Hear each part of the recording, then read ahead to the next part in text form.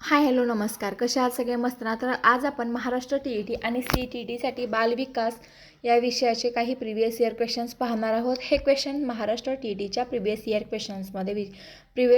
Question पेपरमध्ये विचारलेले आहेत. चला आता बघा, कोणता क्वेश्चन कोणत्या इयरमध्ये विचारला होता तो कंसात दिलेला आहे. पहिला क्वेश्चन बघा, बालकाच्या संज्ञानात्मक विकासाचा सिद्धांत कोणी मांडला? उत्तर आहे पियाजे यांनी. पर्याय आहेत ए स्किनर, बी पियाजे, सी पावलोव, डी थर्नाडाईक. बालकाच्या संज्ञानात्मक विकासाचा सिद्धांत हा पियाजे यांनी मांडला. त्यानंतर निकट विकास क्षेत्र, झोन ऑफ फ्रोक्सल डेव्हलपमेंट ही संकल्पना कोणाची आहे? ए पियाजे, बी ब्रुनर, सी वायोगॉस्की, डी कोहलबर्ग. बरोबर उत्तर आहे पर्याय सी वायोगॉस्की. त्यानंतरचा प्रश्न बघा, सकारात्मक पुनर्बलन ही संकल्पना कोणाची आहे? ए पावलोव, बी स्किनर, सी गॅने, डी कोहलर. बरोबर उत्तर आहे पर्याय बी स्किनर. त्यानंतरचा प्रश्न बघा, करुण शिकणे या तत्वाचा पुरस्कार कोणी केला? A Freud, B John Dewey, C Bruner, D पियाजे. बरोबर उत्तर आहे पर्याय बी जॉन डुई. बालकाचा सर्वांगीण विकास कोणत्या घटकावर अवलंबून असतो? ए वंश परंपरा, बी वातावरण, सी वंश परंपरा आणि वातावरण दोन्ही, डी बुद्धिमत्ता. बरोबर उत्तर आहे पर्याय सी वंश परंपरा आणि वातावरण दोन्ही. अंतर्दृष्टीद्वारे शिक्षण हा सिद्धांत कोणी मांडला? A Skinner, B Kohler, C Pavlov, D थॉर्नाडाईक. बरोबर उत्तर आहे पर्याय बी कोहलर. बुद्धिमत्तेचा द्विघटक सिद्धांत कोणी मांडला? A Thurstone, B Gardner, C Spearman, D Sternberg. बरोबर उत्तर आहे पर्याय सी स्पियरमन.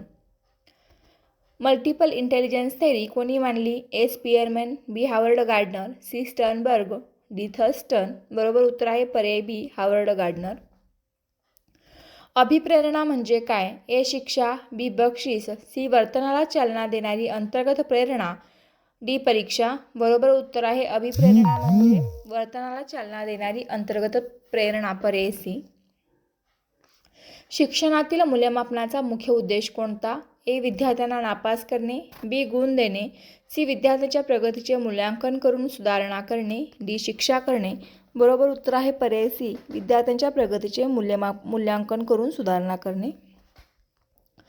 प्रयत्न व चुका या शिक्षण सिद्धांताचे प्रतिपादक कोण आहेत? ए पियाजे, बी थर्नाडाईक, सी स्किनर, डी पावलोव. बरोबर उत्तर आहे पर्याय बी थर्नाडाईक. अभिजात अभिसंधान सिद्धांत कोणी मांडला? A Skinner, B Ivan Pavlov, C Kohler, D Gagne. बरोबर उत्तर आहे पर्याय बी इव्हान पावलोव. पियाजे यांच्या मते औपचारिक संक्रियात्मक अवस्था कोणत्या वयात सुरू होते? ए 2 ते 7 वर्ष, बी 7 ते 11 वर्ष, सी 11 वर्षानंतर, डी 0 ते 2 वर्ष. बरोबर उत्तर आहे पर्याय सी 11 वर्षानंतर. बालकाच्या विकासाचा वेग सर्व मुलांमध्ये समान असतो का? ए होय, बी नाही, सी कधीच नाही, डी सांगता येत नाही. बरोबर उत्तर आहे पर्याय बी नाही.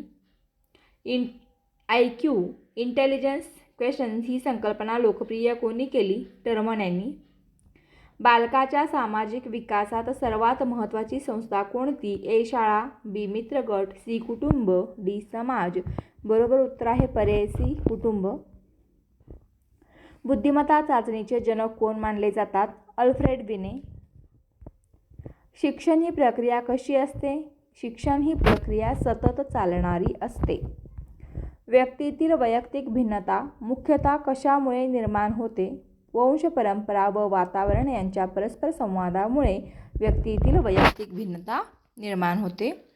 बालकेंद्रित शिक्षणात शिक्षकाची भूमिका कोणती असते? मार्गदर्शक व सुलभकर्ता. तयारीचा नियम कोणत्या मानसशास्त्रज्ञाने मांडला? थर्नाडाईक यांनी मांडला. एरिक्सन यांच्या मते व्यक्तिमत्व विकास किती टप्प्यात होतो? तर 8 टप्प्यात होतो. कोहलबर्ग यांचा सिद्धांत कशाशी संबंधित आहे? कोहलबर्ग यांचा सिद्धांत नैतिक विकासाशी संबंधित आहे. गार्डनर यांच्या सिद्धांतानुसार बुद्धिमत्ता कशी असते? अनेक प्रकारची असते. ऑपेरंट कंडिशनिंग सिद्धांत कोणी मांडला? BF स्किनर यांनी. बालविकास हा कसा असतो? सतत चालणारा. समीपी विकास क्षेत्र मध्ये शिक्षकाची भूमिका काय असते? आधार व मार्गदर्शक. बुद्धिमत्ता मोजण्यासाठी सर्वप्रथम चाचणी कोणी विकसित केली? अल्फ्रेड बिने. शिकण्यामध्ये प्रेरणेचे कार्य काय आहे? शिकण्यास चालना देणे. पियाजे यांच्या मते पूर्वसंक्रियात्मक अवस्था कोणत्या वयोगटात असते? 2 ते 7 वर्ष. व्हिडिओ आवडला तर लाईक करा, शेअर करा, सबस्क्राईब करा चॅनलला. Thank you for watching.